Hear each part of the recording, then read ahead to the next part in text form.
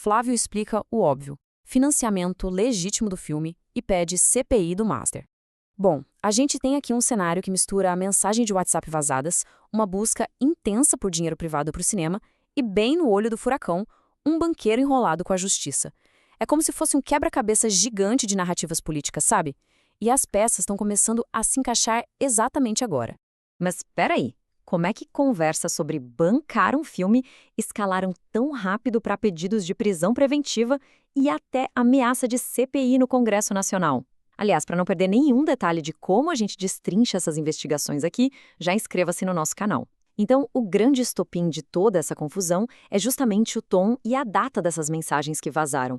Elas acabaram abrindo espaço para interpretações, digamos, completamente opostas sobre o que de fato estava rolando nos bastidores. E a polarização, claro, foi imediata. De um lado da moeda, a gente vê uma reação super forte da oposição. O partido PSOL, através da deputada Sâmia Bonfim, bateu na porta do ministro André Mendonça exigindo medidas duríssimas, incluindo aí a prisão preventiva, alegando que essas mensagens seriam uma fachada para negociações ilícitas.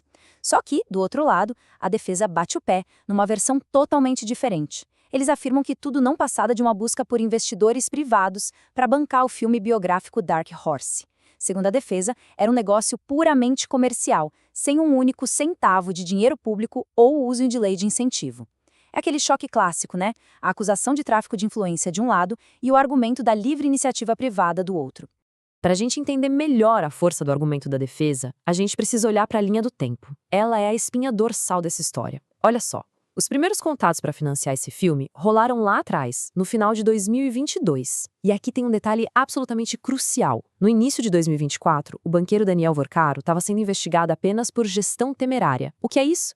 Basicamente, a acusação de administrar o banco dele de forma irresponsável. É um problema sério? Com certeza.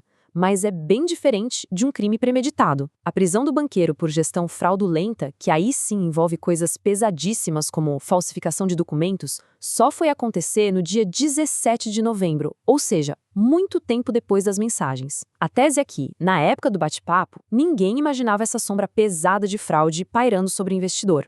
E isso traz à tona uma jogada política fascinante e super fora da caixa. Ao invés de recuar ou ficar na defensiva depois do vazamento, a reação foi literalmente dobrar a aposta. Houve um pedido explícito para separar os bandidos dos inocentes. Como? Exigindo logo de cara a abertura de uma CPI para investigar o Banco Master de ponta a ponta. É uma contraofensiva claríssima. A lógica que eles apresentam é a seguinte: uma investigação profunda provaria que aquelas conversas eram puramente para captar recursos, sem nenhuma contrapartida obscura ou jeitinho político. Agora, por que pedir uma CPI é considerada uma cartada tão estratégica assim? A resposta está no histórico de financiamentos do próprio Daniel Vorcaro. O dinheiro dele não fica restrito a um lado só da política. Fontes apontam que ele também teria financiado projetos de cinema ligados a figuras gigantes do cenário nacional, incluindo aí os presidentes Lula e Michel Temer. Então, quando se exige uma CPI, o tamanho do escândalo muda de figura. A lupa sai de cima de um único senador e passa a iluminar as relações do Banco Master com governos de várias ideologias diferentes. É uma forma de dizer, bom, se é para investigar o banqueiro, vamos sacudir a árvore inteira e ver quem cai. Seção 2. As contradições e as histórias conflitantes. Vamos lá. A primeira grande peça que não encaixa direito nesse quebra-cabeça é o tal do suposto contrato.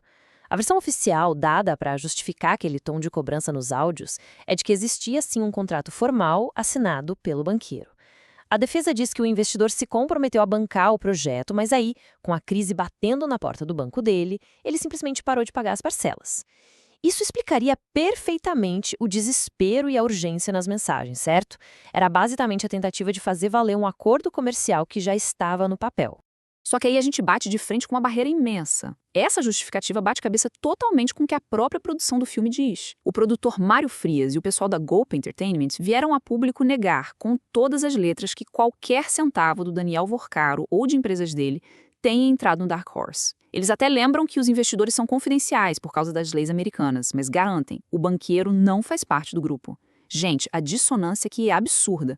Como é que você tem uma cobrança insistente de parcelas atrasadas se a própria produtora jura de pé junto que o dinheiro daquela fonte nunca chegou no projeto? Essa é a lacuna factual que ninguém preencheu ainda e que alimenta as críticas. E para colocar ainda mais neblina em todo esse cenário, existe uma confusão gigantesca envolvendo números. Se falava nos bastidores de um compromisso de investimento que bateria a casa dos 62 milhões de reais. É um dinheiro surreal.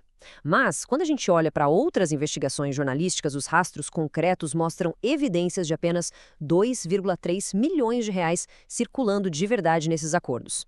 Para colocar isso em perspectiva, a discrepância entre o rumor dos 62 milhões e o dinheiro que realmente dá para rastrear reforça muito o caos, a falta de transparência e a confusão financeira no entorno dessa produção. E como na política não existe vácuo, o estrago dos vazamentos já começou a respingar para todos os lados. Os danos vão muito além da oposição. O próprio governador Romeu Zema, por exemplo, fez críticas públicas. Isso mostra que a imagem de políticos e banqueiros encrencados, trocando mensagens com certa intimidade, gera um atrito real com o eleitorado. Aquele vocabulário super amigável usado nos áudios soa mal, e isso acaba criando uma rachadura na própria base aliada, que começa a questionar o oportunismo e o preço dessas relações. O que traz a gente para uma reflexão final e bem incisiva. Com tantas contradições abertas entre as defesas oficiais e quem produziu o filme, qual vai ser o verdadeiro impacto eleitoral dessa história toda? Será que essas mensagens vazadas têm força para afundar grandes candidaturas lá na frente pelo desgaste da imagem pública?